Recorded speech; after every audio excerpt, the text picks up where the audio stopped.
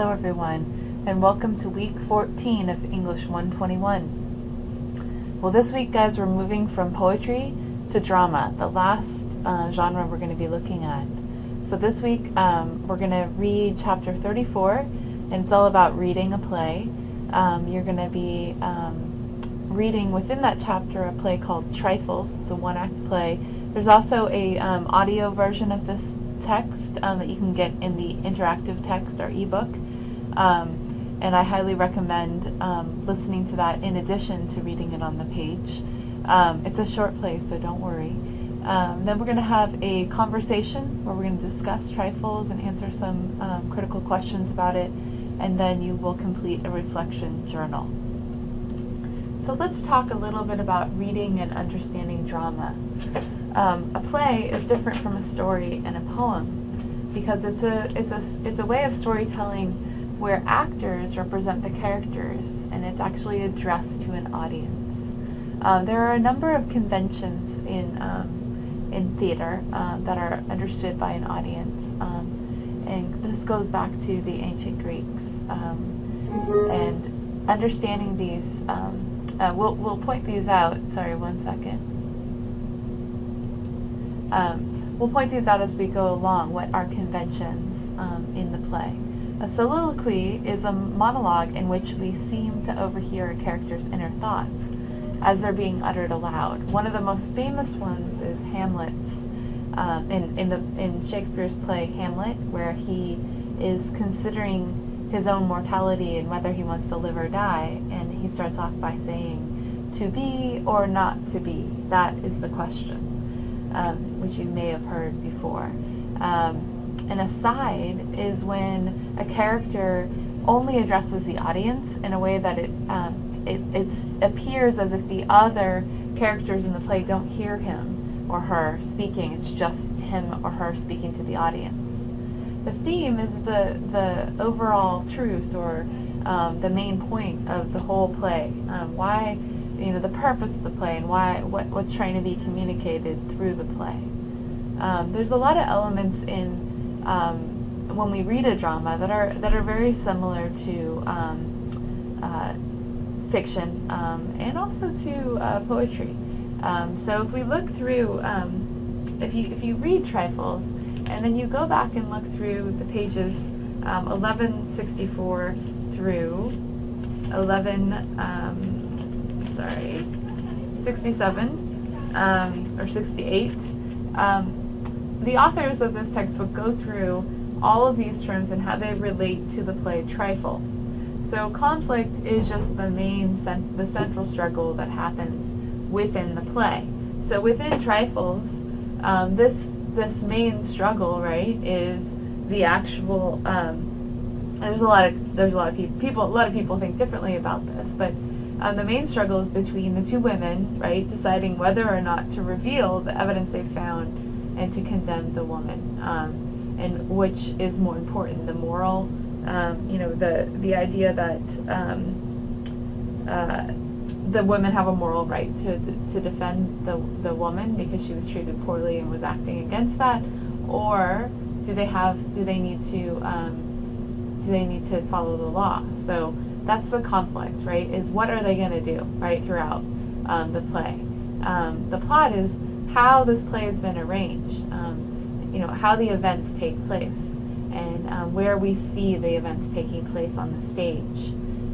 In some larger plays, there's things called the subplot, right? It's a secondary arrangement of events that aren't related to the main characters, right? It's a little subplot that's going on that somehow comes back to the main characters. Just like in a short story, the protagonist of a play is the leading character. It's the main person or main people. So in Trifles, the leading characters are the two women that are examining all the details of the kitchen. The exposition is the beginning part. Remember in fiction, it's really, if we look back to A Good Man is Hard to Find, in that first paragraph, Flannery O'Connor explained to us basically exactly what was going to happen in that whole in that entire short story, in that first paragraph, right? In that exposition. But it's where you introduce the characters, you learn what's happened before the curtain rose, right? What happened? What's happening in society? What's happened in, what's a conflict that affected this play? And then also, you also get foreshadowing, right? So things that are said in the exposition often tell us something about what's going to happen later.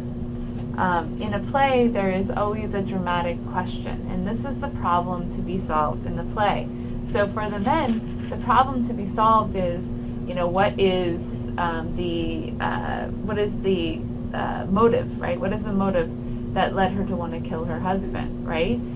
But that's not always the dramatic question. It shifts throughout plays, and in this play, it shifts to what is morally the best thing to do, right? By the end. For these two women. The climax is the moment when the tension reaches its greatest height. So when this dramatic question seems to be, it's about to be answered, okay? Resolution is the outcome of the plot. What happened after all these events took place, right?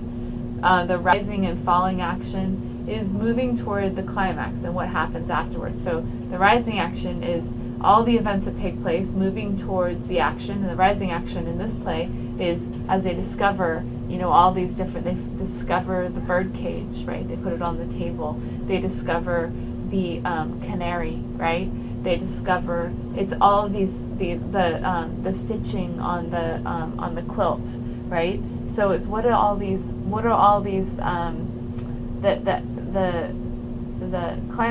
as you get closer to the climax, right, the tension, the suspense gets more and more intense, right? And then once you reach the climax, the falling action is how things get resolved after the climax, right? The unity of time, place, and action is actually something that was brought about in Italian literary criticism. And it's not the idea that a play must represent a series of interrelated actions that take place within 24 hours in a single location, and it should either be entirely serious or entirely funny. So if you look at Trifles, it does follow the unity of time, place, and action. It does take place within 24 hours in a single location, and it's not funny, it's entirely serious, right? Symbols play just as big a role in drama as they do in any other genre. So if you see a bird cage being pulled out, and the idea of how women are treated as caged beings is coming together as a theme, then you should really think about that bird cage as a symbol in the story. What does that bird cage mean in regards to this entire play? What else could it represent besides just being a bird cage with a broken door, right? Or what does that canary represent? There's some connections that are made between the canary and the young woman. So really think about that. Anything that's placed in a play is there for a purpose, especially if you know that there's a physical version of that thing on the stage based on the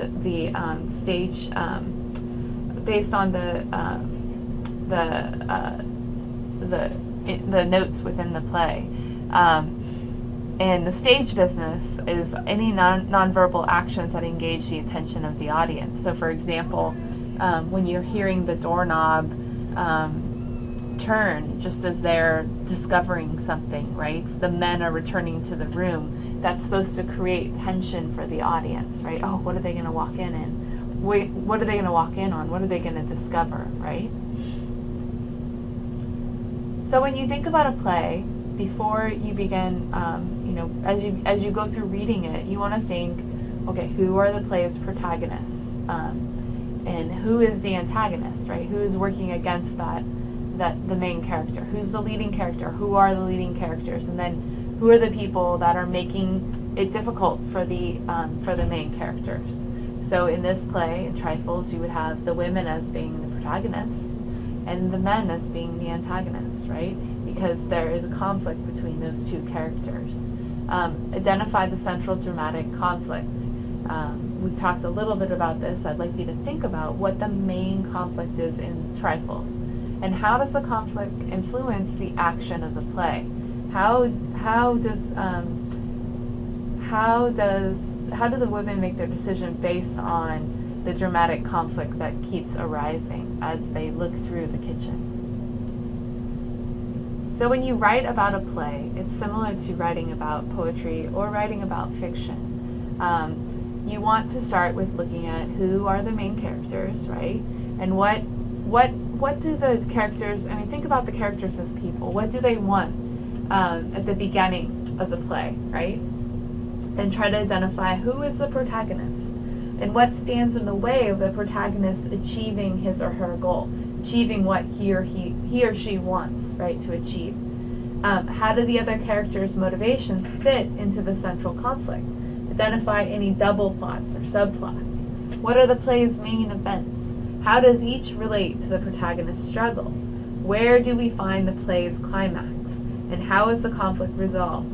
What qualities in the protagonist's character bring about the play's outcome? Does the protagonist achieve his or her goal? And how does success or failure affect the protagonist? So let's look closely at trifles as a class. I'd like you to look at the questions on page 1163 to 1164.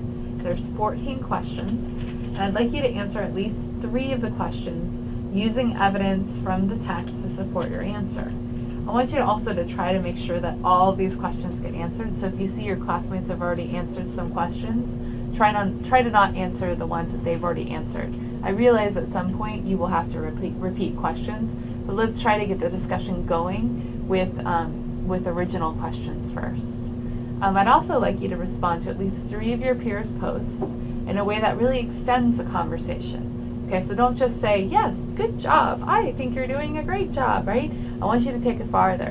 What did you learn from them? What did you agree, disagree, and relate it back to the text, okay? We're going to try to have a critical discussion, which you guys are all really good at by this point in the semester. And then as always, please post your initial post by Saturday at 11:59 p.m. for full credit. Alright, for your reflection journal, I'd like you to read the little section at the end called Writing Effectively. This is just about a page and a half long. And I'd also like you to read the biography about Susan Glaspell that's provided in our e-text. Then I'd like you to answer the following questions. What did you learn about Susan Glaspell and her writing of Trifles? What episode is the play based on? What did she see as a problem with the plays offered on Broadway? Do you think Trifles is a play that makes you think? Why or why not? Have you ever been to see a play? If so, what was it and what was it like to see it performed? How is reading a play on the page different from seeing it acted on the stage? Alright, that's it for this week, guys. Next week, we're going to be reading Fences by August Wilson and talking about modes of drama. I look forward to seeing you all online. Great job getting your poetry papers in. I really look forward to reading them. And if you have any questions, as always, just reach out and let me know. Thanks.